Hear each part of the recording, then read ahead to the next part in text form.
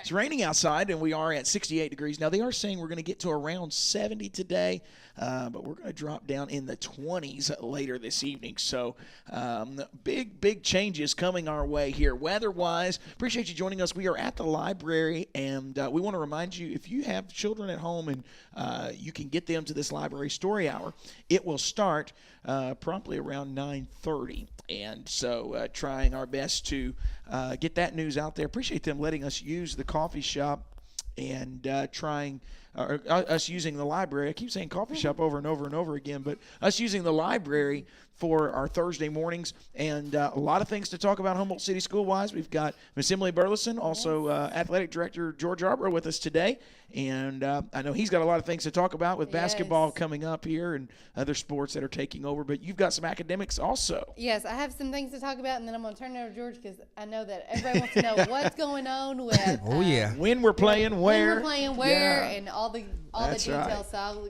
give him the floor in just a minute to have free reign of all that. But I'm just going to kind of give a recap of what's been going on this week. And it's been a busy week. And we've had Manufacturing Day at the high school this past week with our students. And then tonight we're hosting one for our community and family members. We have several factories and organizations and companies that are going to be on site tonight. Right. So want our community to know that they're invited to come in, and many of these factories and organizations are hiring. Okay. So job opportunities right there.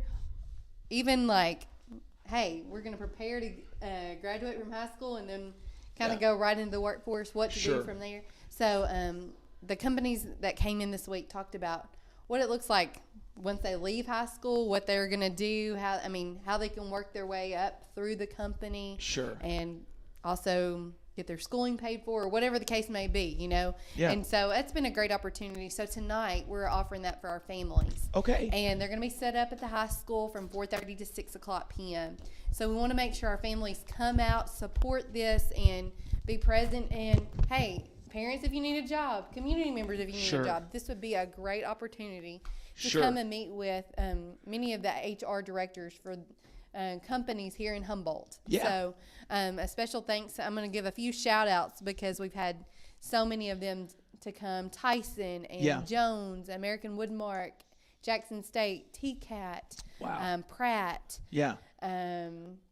We also had, we've had at least 8 different companies and I apologize if I'm forgetting right now. I'm going off the top of my head, so I apologize. But we've had a great support from the community, and the chamber has been wonderful, and Miss Amanda Love, and making sure that we make those connections and building the education for our students so they understand what the opportunities are right here in Humboldt. Because some move off and then come back, or some stay right here and want those opportunities. And so and they know what's going on. So we've got that going on. So that's a big thing today. We want to make sure we get the word out. We also have a board meeting tonight at 6:30 p.m. Yes. And scheduled to be in the library at Humboldt Junior Senior High School. So those are a couple things that are taking place. We also want to spotlight our Black History programs. Our students are working hard to be in these productions, and they have scheduled each one of them. I think we briefly talked about them last week. Yeah. But next Friday is the first. That cord right there on the end. If it's sitting on that table, it's cutting in and out on it. You're good. Sorry about that. No, you're fine. Go ahead. Is that better? That's much better. Okay. Yeah, thank you. All right, no problem. We've got our junior and senior high Black History program. That will be next Friday at 1:30 p.m. And that's open to the public. That'll be in our gym at the high school. Then Friday, February 22nd, East Elementary and their students will be having their Black History program at 1:30 p.m. And then February 28th, Stegall Primary will have theirs at 1:15 p.m. So if you are kind of looking your calendar and want to be a part of any of those, you're welcome to. We welcome our families and community members as well as our students. So special programs and musical productions. We also have some dramatic readings and some dance, and so lots of things to offer from our students. And so that's a great opportunity for our families to be a part of. We also mark your calendars, February 18th. We don't get out of school. We haven't gotten out of school. I'm just going to go ahead and put that out there. We haven't gotten out of school. this season of no snow or anything like that. So I'm February telling 18th, I think the students are going to be ready for that little break on President's Day. That's to right. celebrate President's Day. So that'll be the next holiday that will be out of school. So before we move on, we've got some students of the month to celebrate. And then, George, it's going to be all you, man. I appreciate you. I know you've got a lot to talk about, so we'll go from there. But I do want to celebrate the students of the month from the junior high. Yeah. That is Mia Zarate, Assyria Wolfork, Hunter Hensley, Jayla Wardlow, Riley Mullins, and Shania Vinson. So congratulations to those students. We also have some Stegall students, and we've got several. So bear with me just for a minute so we get those names out. Jacaria Green, Axel Couples, Elijah Davis, Camaria Pankey, Asia Rainey, Kaylee Boschdogger, Ariel Dance, Landon Lewis, Carmela Truitt, Kamaria Kendrick, Kylan Wedley, Demarian Emerson, Brooklyn Robinson, Anaya Yeager, Demarius Shane Mathis, and Chloe Phelps. So congratulations to those students. So if it's okay, we'll take a quick break and we'll come back and kind of turn it over to George. Yeah, let me ask you one other thing before we take this break. Other area schools are having to close because of the flu. Thankfully, we've not had to do that. Are those numbers staying down for us pretty good, or is it seem like Thankfully, right now, we're okay. Good. We're well. Yeah. But if that is the case and we hit that threshold, then we'll have to make that decision. Yeah. But thankfully, we're okay. We're washing those hands and staying healthy. Yeah. And trying to make sure that our students are okay. Sure. And then we also have, thankfully, we're okay here in Humboldt as far as weather goes with flooding, but they are making those decisions. And Mr. Sheehan, our transportation director, was up early this morning to make sure all of our routes were clear. And so I walked in and he said, "Yep, I've been here early this morning." So he had driven all the routes. That's good. Before the buses went out this morning to make sure everything was clear. So I knew making sure everybody's safe. That's our most important thing. I knew Alamo, Bells, Crockett County, those three I heard this morning from our area. There's obviously Lexington and other towns. But schools are having to close. Thankfully, it seems like we've dodged the bullet so far. So knock on wood, we're hoping to keep everyone healthy and in school as much as we can. And the flu seems to peak here in February. It should get better from here. So fingers crossed. That's and we just keep washing those hands and getting the rest that we need and hoping that we can dodge that bullet for sure. That's right. All right. Humboldt City Schools is here with us today on the record at 9, live at the library right here in the city of Humboldt. And again, we want to remind you, Story Hour coming up here, and pretty close to 9:30. They'll be starting that, and that is over in our great children's wing here. Make sure you go over and see Sarah, bring those kiddos in. It's 68 degrees here in downtown Humboldt. We'll be right back right after this. Welcome back into the Humboldt Public Library here. It's on the record at 9. We're here every Thursday from 9 until 9:30. We've got George here, and George, what a week it has been for Viking athletics. Tuesday night, great game. Absolutely. Very nice night for recognition of just about everything we could recognize. We recognized all our program as far as the girls basketball, boys basketball, cheerleaders, managers, coaches' wives. We did that for the first time this year. Yeah. And just to let the fans know, because as you recognize people, you do get some concerns, and you do have people call in and say, "Well, you forgot this and you forgot that." I always like to clear things up. This was clearly a recognition on the high school level. It was something that was brought to my attention, and we went ahead and met the individual with their request to do so. We decided to change things up. As you noticed, we recognized the girl basketball player right before the game. Yes. Then we moved on to the cheerleaders at the halftime of the girls' game. Yes. Between games with the boys' recognition. And finally, at the halftime of the boys' game, we did the wives and coaches. And I recognized my game management table. And we did have a person that I didn't recognize was Ann Barnett. Oh. She doesn't work with our high school program. She is in that role of a backup plan regarding our bookkeeper. But she does do our bookkeeping on that level of junior high school. So special shout out to her and her appreciation to her and her husband as well for being a part of our program. So also we we did have some. It was a change. It hadn't been done like that. We usually always do it between games. Right.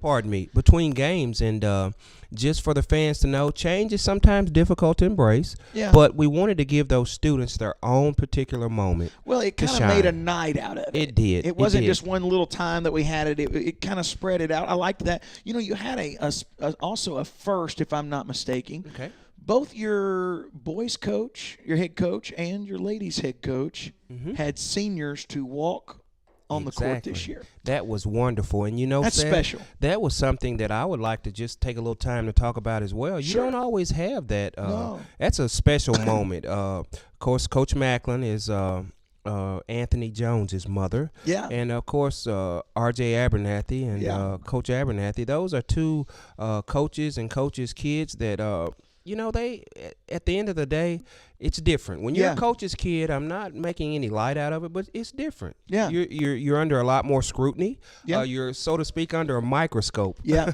And you have to, you do things well. It's pressure you must absorb. And it's things you just sometimes have to keep your mouth shut and go on just because you're the coach's kid. Yeah. But nevertheless, these two gentlemen have handled it well. Yeah. And I'm proud of the coaches and the parents as well. Great coverage by the Jackson Sun on that dynamic between RJ and Coach Abernathy. If folks hadn't seen that, be on the lookout for that.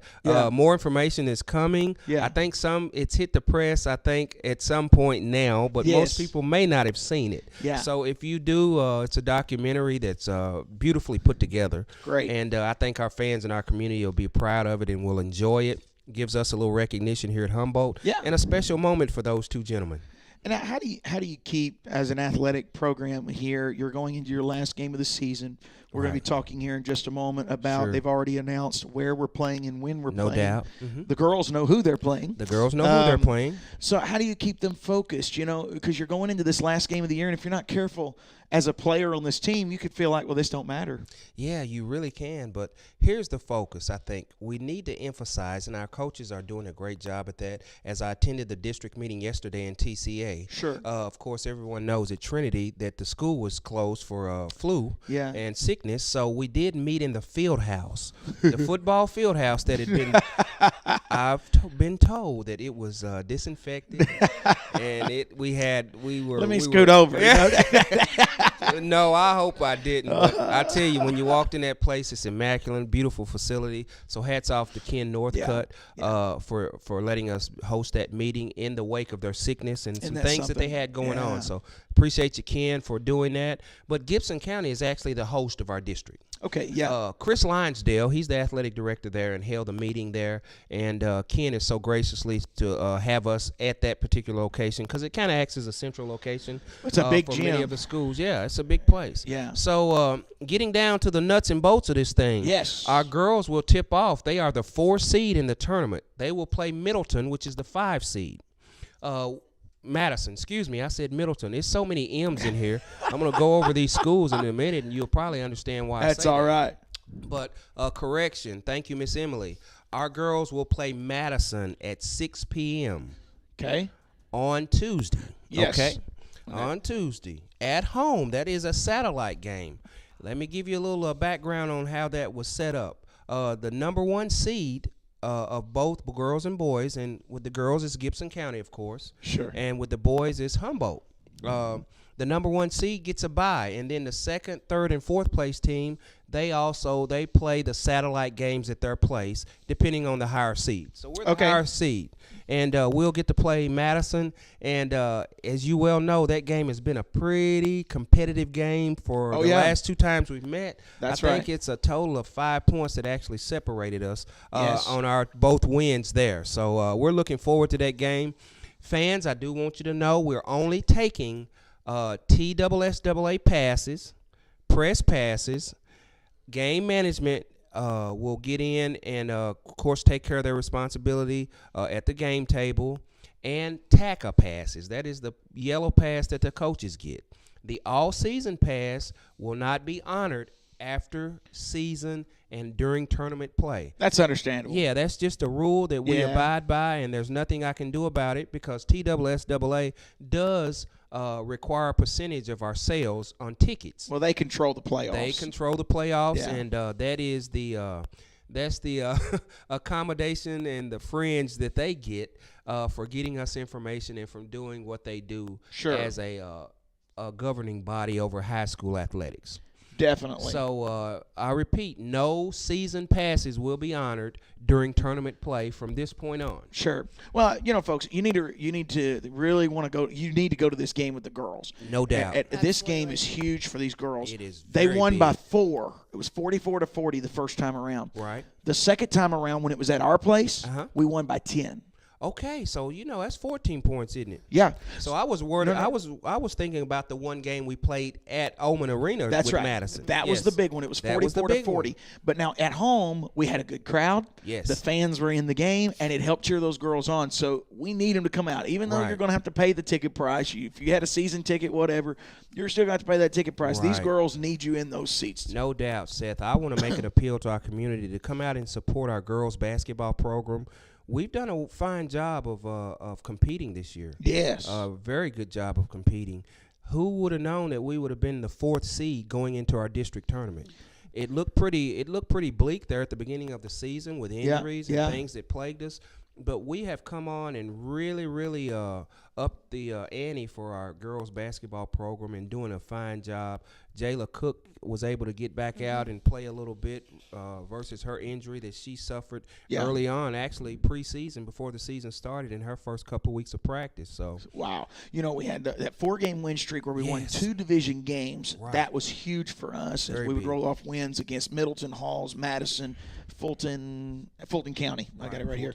And then this week already getting another division win. That was huge. I think that was really what set us where we are. The win against Middleton on Tuesday night, that kind of set the wheels turning. 61-18.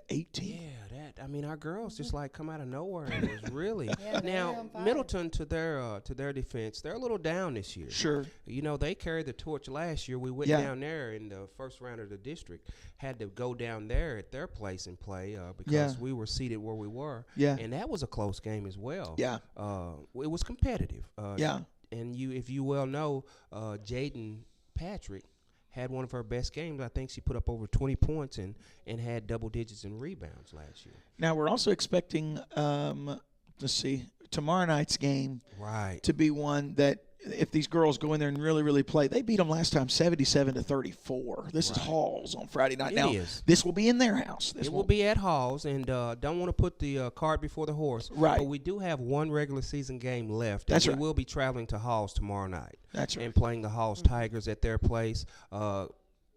Tip off for girls 6 o'clock. Boys will be soon to follow, and we do need to take care of business on both ends, as you said, our boys and our girls. I don't know what our division record was last year, but we have the chance of going 500, 6-6. If we win Friday night, splitting that at 6-6 is a very big accomplishment for Coach Macklin and this team. Huge accomplishment. They're young. Yeah, they're young. We have juniors and sophomores, and one senior. As we recognize, this past Tuesday. So we're looking for big things. This program is finally, I think, making the turn. Yes. That it needed to. It took some time. How long has Coach Macklin been coaching? Coach Macklin's in her 4th year. I was going to say in 4 her 4th year. So we're doing it. We're getting it. We're getting there. Baby steps. She's always carried herself with such class and grace. Super lady. I've sat there and watched sometimes them get a beat down, and I'm like, Coach, I don't see how you kept your cool in that. That was hard to swallow. Well, I think what Coach Macklin does is she really internalizes what she needs to do to evaluate her team and makes a good, strong push during practices to focus on those areas of concern and weaknesses. And then she does show that resilience and that calm spirit during the games. It's almost like she is so poised at mistakes that's being made, because I think to a certain point she really knows where she is, and she's evaluated her program and looked at it close enough to know, well, we have to work on this and we need to get there in this aspect. And it doesn't quite come as a surprise to her, but she takes it in stride. She does a fine job, and I want to take the opportunity to let her know We thank you for who you Yes, are and the role model you are to our young ladies, and you're doing a fine job. And much to some of the critics that do say she sits down and she doesn't get very emotional, that's her coaching style. And I will say this: she is doing a fine job, and understand that she knows her program inside and out, and she knows what it takes to build, because this thing has had to go through a process of rebuilding. So I don't think it's an accident. She's in her 4th year. She is. And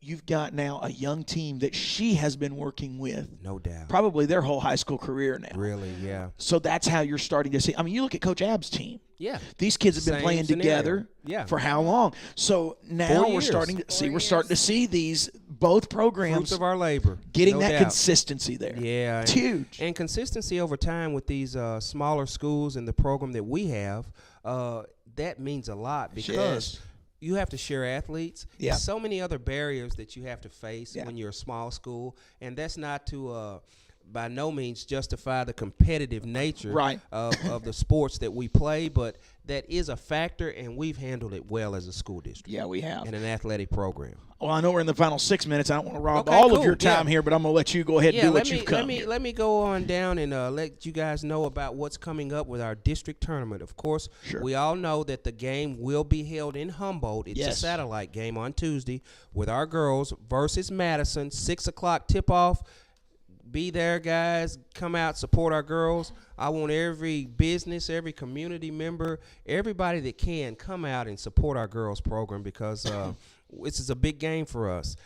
We win that game, that puts us at Gibson County playing Friday.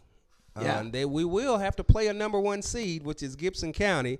But nevertheless, we can get there, and we can get it done. And that will put us in the driver's seat to secure our spot in that semifinal game, which will occur on Friday at Gibson County. Tip off 6 o'clock.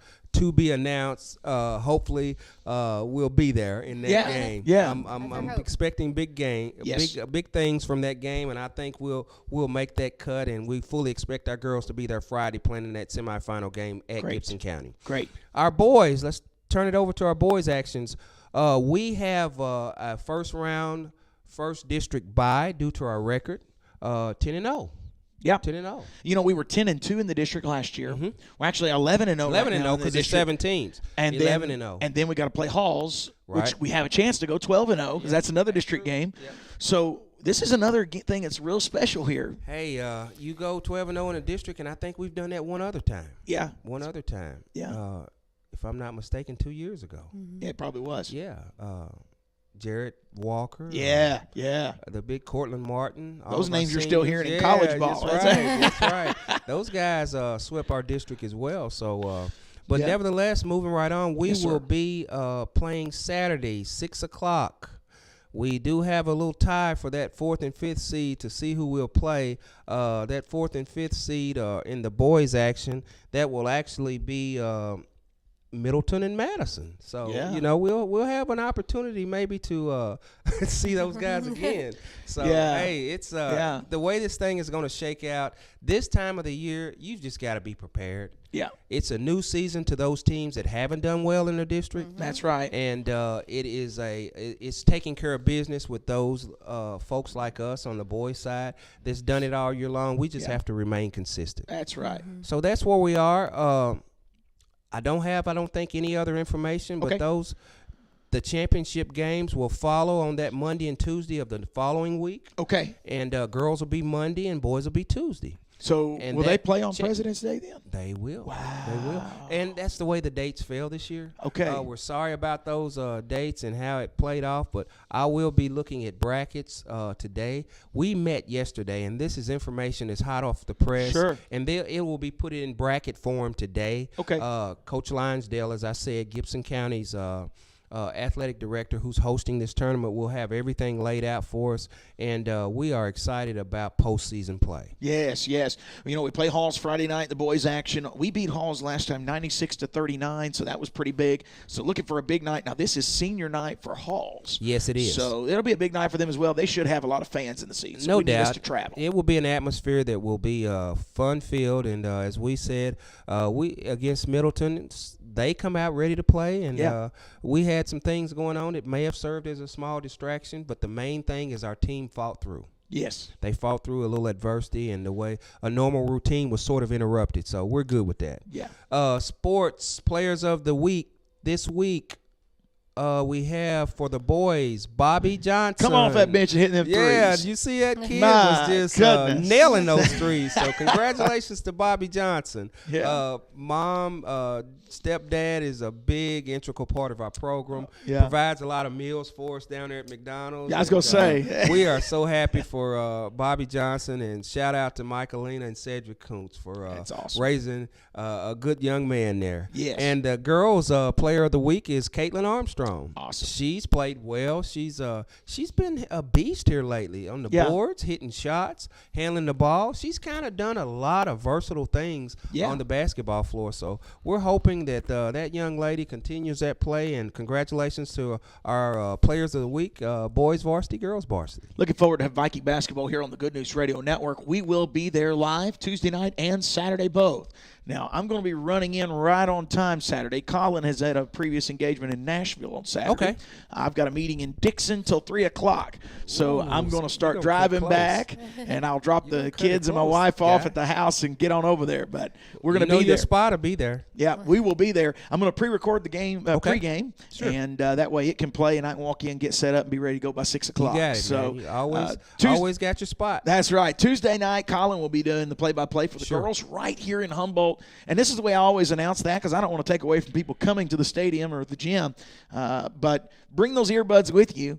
And you can listen to it as it's happening that way. No doubt. Sit there in the stands, listen to Colin. And I'll tell you what, he's been getting some great interviews. Both coaches have been very, very cordial in giving us those. And speaking of coaches, I'm interviewing them this afternoon at 4 and 4:30, just so we're not able to be there Friday night. Yeah. But we're going to play that on the record at 9 tomorrow. Good. Talking to both of them. And I'm going to focus more on the mom and the dad. Hey, more that's this it. week. Appreciate you doing that, Yeah, Seth. I'm going to focus more on that because we've not talked about that all year long. Yeah. Other than there was one game where Coach Ab he got in RJ's face for a reason, and we talked about it. How do you have to separate being a coach and a dad? And he even mentions that in that documentary with Jackson's son. And that wonderful. one game, he had to step back and say maybe he would respond a little differently if I coached a little differently. Exactly. So, that's something too to watch these coaches evolve, even through the season, changing because they're learning how these kids are reacting to them. And I've watched it. Coach Ab in the first part of the season, he was up on his feet a lot. Now, he's letting his assistants do the yelling. He is. He's sitting there letting it's kind of like what you say with Coach Macklin. She's learned to internalize that. Just sit there, let it happen. Right. And then in the timeouts, you get to speak. You get to speak. Carries are probably a little more impact because the athlete's probably not as nervous and anticipating an immediate chewing. Yeah. in many instances. But there's a lot of yelling going on at that point too. And, right. and I've also learned even in other areas that if you're all the time saying something, then when you are saying something, it may not mean as much. There you go. But if you hold it back and when you do speak, they want to know what you got to say. There you go. So, I love that. That's our coaches do a fine job, and thanks for covering those and kind of dealing with that parent aspect. Yes, sir. Coaching is hard. It is. It is. And people don't realize the hours and all of that goes into it. And I appreciate you even honoring their spouses and that kind of thing because they don't get to see them very often this time of great year. supporting cast there that's integral to their success. That's right. Well, we're out of time. 68 degrees. We're going to get up to, they're saying 72 now. But going to be a big change tonight. By midnight tonight, we will have hit 23 degrees. So it's going to be a big change. You can expect those thunderstorms. Yes. Rain's moving back into the area about 1 o'clock, and it's going to rain till about 5 o'clock. So those buses are going to get to drive in a little bit of rain this afternoon. Thank you, Mother Nature. Oh, my. Thank you so much for joining us. We've done something a little different today. We've had people joining us on Facebook Live today, doing something a little different, trying some new equipment out. Appreciate John directing and producing. We've been live at the library. getting ready to take my youngin' over to Children's Story Hour. She looks forward to that every week. And make sure you join them every Wednesday and Thursday. They do that same story. So you choose one day, and you can come, and they read 2 books, sing songs, have a snack, have a craft, all of that. Sarah does a great job with that. Brittany here at the library. Thanks for listening to On the Record at 9 on the Good News Radio Network.